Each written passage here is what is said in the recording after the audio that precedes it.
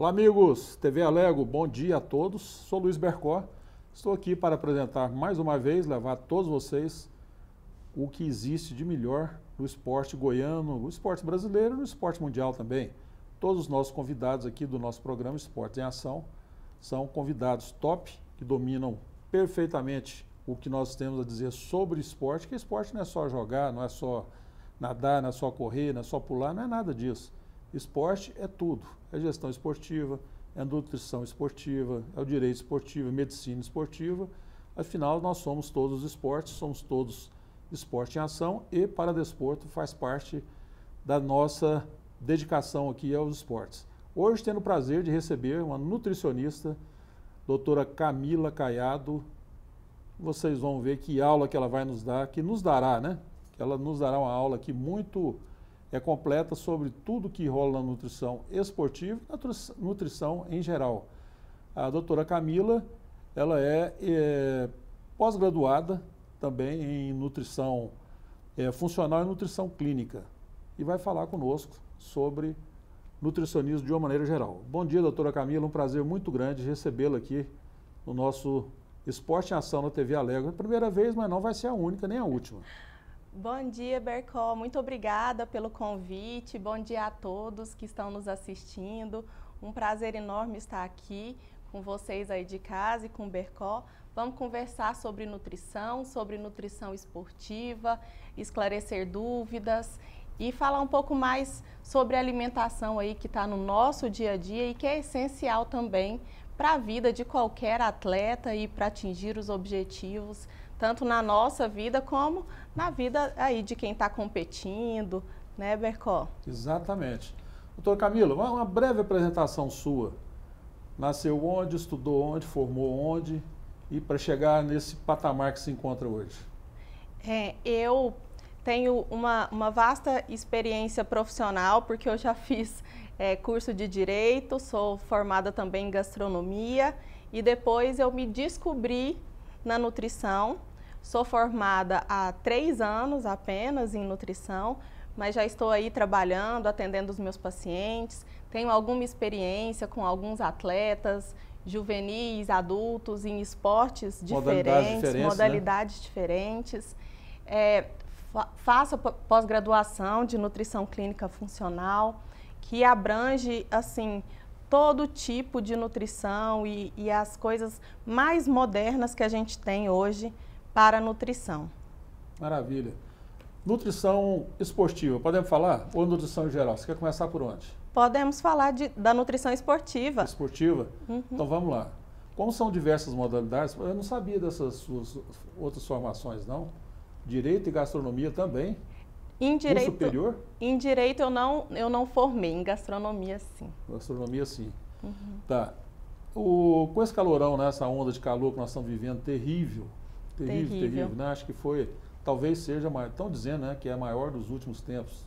Eu não tenho exatamente essa informação, mas que seja só o que nós estamos passando, que é um calor muito grande.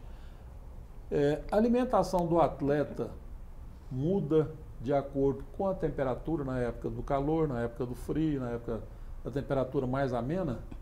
Com certeza, tanto as questões climáticas como as questões ambientais também, altitude, tudo muda na vida do atleta de acordo com essas questões, Bercó. O atleta, ele tem aquelas alimentações específicas, né? Com o tipo de alimento específico. Isso também se dá de acordo com a época do ano, não é? Na verdade, se dá mais do tipo de competição, mas o calor também, a temperatura pode influenciar, né? Uma alimentação com mais gordura num tempo excessivamente quente, ela pode levar a desarranjos intestinais, ou até com excesso de proteína, uma proteína mais difícil de ser digerida, porque a gente precisa de toda uma movimentação, né, do nosso sistema gastrointestinal, e o calor faz com que a gente tenha um pouco menos de motilidade, né? Assim, fica tudo um pouco mais lento. E aí, uma alimentação mais gordurosa dificulta essa digestibilidade e pode fazer com que o indivíduo se sinta mal, assim. É sabe aquela sonolência que dá na gente após uma refeição pesada, depois do almoço? O calor por si só já torna as pessoas menos ativas, né? Exatamente. Então a gente tem que tomar bastante cuidado com a alimentação e nesse tempo de calor procurar de verdade fazer refeições mais leves, menos gordurosas. A gente ouve muito essa sugestão de estarmos, né, sempre nos hidratando, procurando nos hidratar sempre, mesmo sem sede. Às vezes você não sente a sede, mas tem o organismo a necessidade daquela hidratação. É perceptível isso para vocês profissionais ou para nós, seres humanos comuns também, né? Essa necessidade de hidratação, ela é perceptível para vocês profissionais, né? Vocês recomendam isso, inclusive. Agora, nós muitas vezes nem percebemos a necessidade que tem a hidratação, de nos mantermos hidratados. A hidratação o nosso corpo é formado quase que praticamente de água.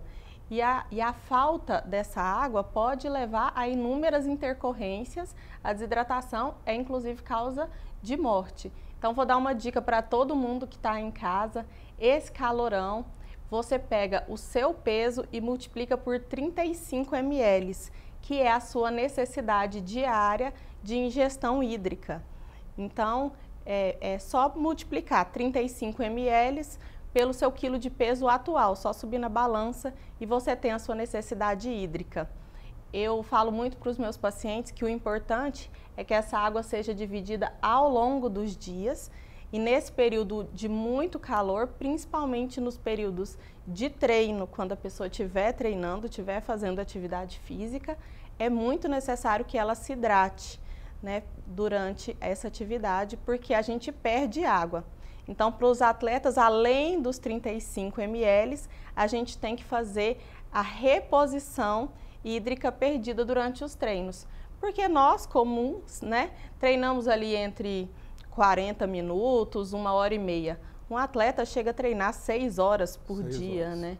Então... E antigamente, hoje ainda é pior, né? Porque antigamente treinava-se um período do dia, né?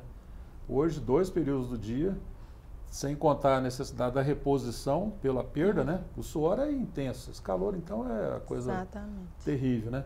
E a necessidade de hidratação, quer dizer, são 2 coisas, a perda e a reposição. Você está dizendo muito bem. Uma perguntinha aqui, uma dúvida, né? Não deixa de ser uma dúvida. Com relação à diferenciação do treino para a competição. Qualquer modalidade que seja, não importa, tanto faz desporto como para desporto. A diferença existe ou não existe em termos de hidratação, de reposição do que é perdido, né? De composição do organismo com a hidratação que é necessária. Depois nós vamos entrar em alimentação. Por enquanto estamos falando só em hidratação. Existe diferença entre treino, jogo e competição? Existe, Bercó. A gente brinca, né, que o ditado é certo. Treino é treino e jogo é jogo. Existe uma diferença sim. Principalmente porque existe uma questão de estresse durante o jogo e de um esforço ainda maior do que o que é comum durante os treinos. Os treinos têm como se fosse um controle maior daquilo que será feito, programado. Geralmente essas equipes trabalham todas juntas, né? No futebol que a gente tem, assim, o que tem mais pesquisa, né? Que a gente tem mais pesquisas científicas. É maior número de praticantes, né? Exatamente. Envolvendo hidratação e reposição de eletrolíticos, a gente tem jogadores que são dosados, né? Antes, durante e pós o treino e é feito uma reposição hídrica e eletrolítica especialmente para aquele jogador. Então, durante aquele jogo, ele tem a garrafinha que é dele, que é feita para ele e geralmente tem ali carboidratos, né, de rápida absorção para ele continuar tendo energia. Quando você fala rápida absorção, pelo organismo? Pelo organismo, isso. E ele geralmente se maltodestrina. Isso é porque, na verdade, a gente acumula glicogênio, que a gente chama, nos nossos músculos e esse glicogênio também é hepático no nosso fígado. E aí, durante uma competição, seja ela um futebol ou seja ela um endurance, o jogador ou o atleta de, por exemplo, uma corrida longa, ele vai precisar repor esse carboidrato, porque ele se perde durante esse jogo ou durante essa competição. Então, a ingestão desse carboidrato rápido vai fazer com que o glicogênio volte a ser circulante e ele tenha um gazinho a mais. E aí essa minúscula diferença pode ser aqueles segundos a mais, pode ser aquela performance no finalzinho do jogo, que faz a diferença nesse mundo do atleta, né? Que é ali de milímetros, milésimos de segundo. Um milésimo de segundo ele dá a vitória, né? Exatamente. Às vezes, como diz o outro, ganhou pelo nariz, né? Isso mesmo, deu a narigada primeiro ali na fita, arrebentou a fita e saiu na foto. Isso Igual mesmo. cavalo a gente vê muitas vezes também. No atletismo isso é normal. Você falou um negócio importante. Eu gosto muito de esporte, de maneira geral, acompanho muito mesmo. Chega a ser até exagerado, às vezes, ou na maioria delas. A Ana Marcela, que é uma atleta brasileira, que de longa distância, nado livre, né, em campo livre, que é no oceano, ela como as demais, mas vamos falar sobre ela. Ela fala da importância da pessoa que fica às margens, no mar, dentro do mar, dentro da embarcação, reabastecendo os atletas que estão nadando, porque eles nadam 10 quilômetros, 5 quilômetros, no mínimo 10 quilômetros no máximo, às vezes faz a travessia de canal. E vai um barco ao lado para reidratar esse atleta. E vai ali com uma série, né, quem vai ali vai com uma série de componentes dentro da garrafinha, como você está dizendo, para manter esse atleta, ele às vezes até alimentado, além de hidratado, alimentado. É isso mesmo? É isso mesmo, Bercó. Dentro dessas garrafinhas... Ana Marcela campeã, eu tenho que falar que ela é bio, trio ou tetracampeã. Parabéns, Ana Marcela, muito orgulho, né, para nós. Dentro dessas garrafinhas existem carboidratos, geralmente, rapidamente absorvíveis, alguns vitaminas e principalmente eletrolíticos, que são muito perdidos. No mar, então, que tem ainda o adendo, né, da água ser salgada, né, que faz um efeito osmótico também, então esse cuidado tem que ser redobrado, porque é até perigoso, né? Por causa das cãibras e da desidratação, porque embora a gente não perceba o suor dentro da água, ele acontece. O atleta está suando enquanto está nadando e ele está perdendo água e o sal da água do mar ainda pode fazer um efeito de desidratá-lo ainda mais. Então, para esses atletas de nado aberto, né, dentro do mar, essa atenção tem que ser redobrada. E 10 quilômetros de nado exige muita energia. Na onda do mar, você imagina que dificuldade. Exatamente. Então, precisa dessa reposição de carboidratos rapidamente absorvidos, né? De sacarídeos, maltodestrina, muito importante. Esses nomes que você está dizendo aí, né, ídio, ina, não sei o que, isso aí para nós é tão São difícil. Carboidratos que vão virar rapidinho substrato para continuar nadando. Isso, vai dar aquela sustância, como diz o outro. Mesmo. Nós goianos gostamos dessa expressão, né? Para dar sustância e continuar lá com as nadadas para conseguir conquistar vitórias, como a Ana Marcela aqui. Marcela. Ela até, rapidamente falando sobre uma competição final, que ali sempre é decidido pelo toque de mão. Ela está dizendo que ela ganhou da alemã e não imaginava, ganhou de uma alemã lá na final e não imaginava que fosse ganhar. Mas aí, depois da corrida, a nutricionista explicou para ela, sabe por que você estava em sexto lugar e chegou em primeiro? Por causa da garrafinha mágica que você consumiu e os outros não consumiram, que estavam com pressa de chegar. E você foi preparada para se nutrir durante a competição, por isso que você ganhou. Bateu a mão, 1/10 segundo. É isso aí. Exatamente, gera uma fadiga, porque a partir do momento em que os nossos estoques de energia se acabam durante a atividade, aquilo tem que ser reposto. E se não é reposto, é exatamente isso que acontece isso que o Bercó citou. Os outros atletas vão ficando para trás, porque o músculo já não tem mais energia para continuar a competição. No tênis de campo, a gente observa é muito comum aquela reposição de potássio por intermédio da banana. Começou com o Google, inclusive, né, em Roland Garros, que foi mais evidente. com o Google, talvez por ser brasileiro, né? Hoje a gente observa muitos atletas, quase todos eles, comendo uma bananinha durante a competição, vai ali dar uma mordida ou duas, vira as costas, vão embora e repõe as energias por intermédio do líquido.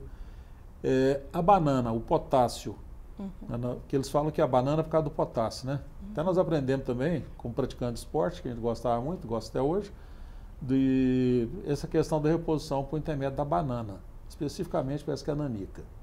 Estou fazendo propaganda de nenhuma banana, mas são todas iguais. Mas eles consomem mais, parece que é a nanica. E o potássio que é consumido ali durante a competição, uma mordida ou duas às vezes, seria isso suficiente para repor, não deixar perder aquele ingrediente, vamos chamar assim, não sei se é ingrediente, mas o potássio no corpo humano? Na verdade, Bercó, eu sempre falo para os meus pacientes, sejam eles atletas ou não, que o pós-treino, o pré-treino e o intratreino, geralmente é tudo aquilo que a gente come no nosso dia. Então, assim, só aquela banana naquele momento vai ser o suficiente? Não, não vai. Mas ela é uma ajuda. A banana é um excelente alimento, né? Ela é fonte, muito bom. Fonte de vários minerais, ela é fonte de um carboidrato. A nanica, então, que ela é um pouco mais doce, tem um pouco mais de carboidrato. E aí a absorção não é tão lenta, né? Porque é a frutose. Então a gente é um excelente alimento. Mas se a pessoa tiver com deficiência desse mineral, só a banana ali não vai ser suficiente. Mas é um excelente alimento, né? Assim como a gente tem nessas competições de endurance, quem não quer tomar os gelzinhos, abre o saquinho de melzinho, aquele saquinho de mel, e toma o mel, porque é extremamente... Aí aperta o melzinho, pelo buraquinho, ele sai e vai embora. Exatamente. Ele vai jogando, né? E vai jogando. Quem pega. A alimentação do atleta durante... Eu fico muito empolgado com isso, você desculpa o entusiasmo, que às vezes até atropela um pouco. Mas a alimentação do atleta, ela deve ser diferenciada, lógico, do dia da competição, do treino para o dia a dia, né? Mas o dia a dia ela tem que ser também, precisa ser monitorado, o atleta é orientado a como alimentar-se para desempenhar um bom treinamento e desempenhar também uma boa competição, qualquer modalidade que seja. Bercó, eu participei de uma conferência uns anos atrás, a Arnold Conference, que é a maior conferência esportiva, né, do Brasil que a gente tem hoje, e eu assisti uma palestra só sobre isso, porque os atletas, eles têm um gasto calórico altíssimo e muitas vezes esses atletas pecam em alimentação, comem muito sanduíche, muito doce. Por quê? Porque como eles gastam muito, para eles ali é muito difícil engordar, né? Ficar fora de forma. Só que é muito importante o que você come e não só quanto, né? A quantidade calórica. Se o atleta não se atenta à sua alimentação do dia a dia, ele fica mais propenso a lesões, a resfriados, a essas doenças virais, né, e até bacterianas mesmo, porque abaixa a imunidade. Então, a alimentação do atleta no dia a dia, mesmo quando não está sendo focado totalmente numa competição ou quando ele não está treinando, ela é essencial, porque a gente tem um microbioma que é formado por tudo aquilo que a gente come.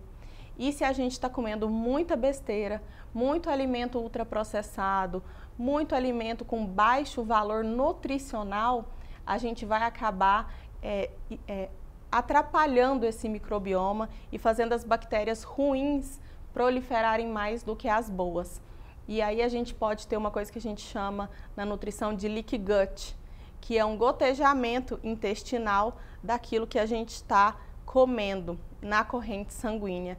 E isso causa uma inflamação crônica. Meu Deus. O atleta já é uma pessoa um pouco mais inflamada do que uma pessoa normal da população, porque ele treina muito, né? Então a gente tem que tomar cuidado com essa inflamação e tem que tomar cuidado com a alimentação.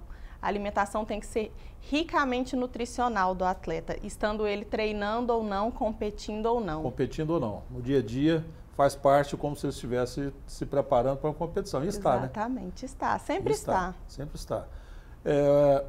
Uma coisa que eu observei, eu fui presidente da Federação de Basquete, joguei basquete há muito tempo e fui chefe de delegação feminina, com Paula, com Hortência, lá para a Olimpíada de 92, quando elas se classificaram a primeira vez. Foi em 92. E eu observava, até estranhava, né? Não tinha essa prática com nutricionismo, e dentro da delegação tinha um nutricionista. Tinha uma mulher, uma doutora, excelente pessoa, excelente profissional, que eu não recordo o nome. Mas ela levava essas meninas para dentro do hotel para fazer um lanche antes do treino, depois um outro lanche diferente daquele, muito diferente daquele, antes do jogo. Eram situações assim totalmente diferentes. E muitas meninas reclamavam porque estavam comendo fruta, era isso, era aquilo, né? Maçã, porção de frutas. E com pouquíssimo carboidrato. Mas elas queriam comer o quê? Arroz, feijão, comida normal. E na hora do lanche queria era pão com presunto, com queijo, com suco, não sei o quê. Então era suco e fruta que a doutora falava do dia do jogo. No treinamento era tinha um pouco mais de liberdade. E essa diferença me marcou muito. Eu cheguei aqui, depois que cheguei aqui ao Brasil e tudo, eu fiquei observando isso, que aqui essa prática não existia. Agora hoje parece que, não sei se é da mesma forma, mas é muito normal, né? É muito normal, Bercon. O que a gente tem e que é muito usual é fornecer uma quantidade grande de carboidrato de 2 a 3 horas antes do jogo.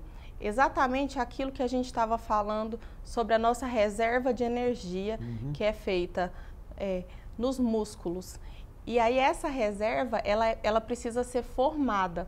Então, consumir esse carboidrato na forma de macarrão, por exemplo, ou de um arroz, e geralmente é bastante quantidade.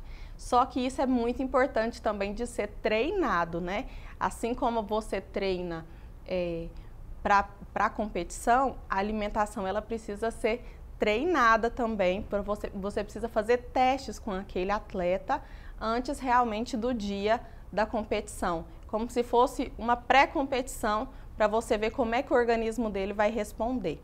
Mas o que a gente tem hoje é a oferta desse carboidrato maior no pré-treino, que a gente chamaria, né, no pré-jogo, de 2 a 3 horas antes, e aí depois do jogo a gente tem também um nível maior de carboidrato, mas também uma quantidade maior de proteína. Por quê? Porque o músculo fica muito desgastado e ele precisa ser reconstruído. Mas isso é feito após a competição ou após o jogo. Interessante isso aí. Pois é, essa questão pós-competição, né?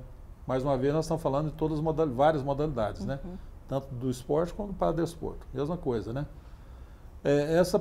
Essa orientação, o atleta recebe, você vai sair do jogo, qualquer modalidade. E nós recomendamos que você tenha na sua casa esse tipo de alimentação assim durante tanto tempo. Depois seja o que Deus quiser. Mas para ele repor rapidamente a energia que foi perdida, o que foi o desgaste maior que ele teve durante aquela competição, qualquer modalidade. É mais ou menos isso? Ele é orientado sobre como proceder na alimentação? Geralmente... E são disciplinados também? Segue? Bem, eu acho que no final dos campeonatos eles não são muito disciplinados não, viu, Bercon? Mas aqueles que ainda estão naquele processo, né, de eliminatórias ou que estão galgando, né, passos depois daquele jogo ou daquela competição, é muito importante ele fazer reposição hídrica, reposição energética, que a gente chama, né, dos glicogênios, tanto hepático quanto muscular, e proteína, né, para essa proteína recompor aquela musculatura que sofreu bastante durante o jogo ou a competição. Então, ele precisa fazer essa alimentação de 2 a 3 dias pós-competição para que ele normalize o seu organismo para voltar aos treinos com maior tranquilidade e sem correr tanto risco de ter lesão muscular. A lesão muscular, ela tem alguma ligação, então, com o tipo de alimentação do atleta? Pode ter alguma ligação? Com certeza. Muscular, nós estamos falando de músculo, né? Não de articulação, de músculo, né? Com certeza.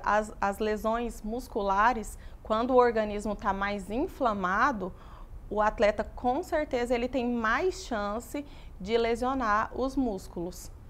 Que coisa interessante. Isso aí são detalhes também que a gente vai aprendendo convivendo com pessoas como a doutora Camila, né? A gente aprende com o tempo. E outro detalhe também que pode ser, ou não, né? Pode ser ou não, fruto positivo para um bom rendimento do atleta, é a orientação que recebe do nutricionista. Essa orientação, esse acompanhamento durante o período de concentração, vamos chamar assim, né? Período anterior ao jogo, essa comida que é feita, ela é baseada em orientação do nutricionista para qualquer modalidade de novo, qualquer um. O nutricionista já fala, você vai comer, vai jogar hoje? Você pode comer isso, isso, isso e isso. O jogo é 9 horas da noite, você vai almoçar isso e vai jantar aquilo. Geralmente, Luiz, essas alimentações são pesadas e medidas. Quanto maior o grau desse atleta, né, de profissionalismo, mais essa comida é minuciosamente preparada, pesada e oferecida para esse atleta. A gente está falando assim de gramas por quilo de carboidrato, de gramas por quilo de proteína, de gramas por quilo de gordura, de suplementos alimentares, de géis de carboidratos durante essa competição. Tudo feito e pensado, pesado, minuciosamente para atender às necessidades daquele atleta. Então, hoje é tudo muito estudado, o atleta é analisado antes e depois dos treinos e dos jogos e das competições, com exames de sangue, com a própria balança para ver se ele perdeu peso, quanto de peso que ele perdeu durante essa competição, para tudo isso ser refeito e reposto em gramas por quilo do peso que a pessoa tem. Impressionante. Quer dizer, tudo é científico, né? Tudo é científico. Tudo científico. Tanto acho que nos dias de hoje, usando a expressão mais popular, nos dias de hoje, tanto o especialista, no seu caso, né, que é pós-graduada, doutora e conhece profundamente essa questão alimentar, como o atleta, tudo, vamos dizer assim, simplificando, tudo robotizado, né? Tem que ser assim, não pode ser assado, tem que ser de tal jeito, não pode mais. Doutora Camila, infelizmente nosso tempo acabou. Lembra que eu falei para você que passa rapidinho? Verdade. O Bercol falou para mim que o tempo aqui passava muito rápido e eu não acreditei, mas agora estou vivendo a experiência viva de que passa voando mesmo, que a conversa é muito boa. 30 minutos para nós aqui, pelo seu conteúdo, né, dos nossos convidados, a gente sempre tenta buscar alguma coisa e às vezes eu mesmo aqui deixo a desejar, né, dentro do que eu gostaria de ouvir, e as perguntas que às vezes não são suficientemente hábeis, né? Mas a gente vai fazendo o que pode. Eu agradeço a sua presença aqui, muito mesmo, nós agradecemos. E lembrando que esse programa nosso, ele só acontece graças às pessoas que estão aqui nos dando essa assessoria completa, né? Essa orientação completa. Que é o Kennedy, que é o nosso diretor, o de imagem, né? O Kennedy que cuida de tudo. O Elias, que é o homem que... Você está vendo essas câmeras bonitas aqui? Tudo tem um rapaz aqui, o Elias está aqui do lado, que cuida de tudo. E a Luana, que é a nossa produtora, está sempre conosco, tá bom? Agradeço mais uma vez sua presença. Muito obrigada, Luiz. Muito obrigada a todos que nos assistiram. Muito obrigada a cada um que está aqui por trás, né? Diretores, câmeras, a todos pela oportunidade de falar com o pessoal sobre esse assunto que é tão rico, tanto a nutrição quanto a nutrição esportiva. Não, infelizmente não falamos, mas eu espero o convite para eu voltar, Bercol. Vai voltar logo, pode ficar tranquila que voltará logo. Gente, muito obrigado mais uma vez, agradecendo a presença da doutora Camila Caiado e lembrando a todos vocês que nós somos todos esportes em ação, porque nós somos esportistas, gostamos do esporte, gostamos e amamos o que fazemos. Somos todos esportes, somos todos para desporto. Um abraço a todos e até a próxima.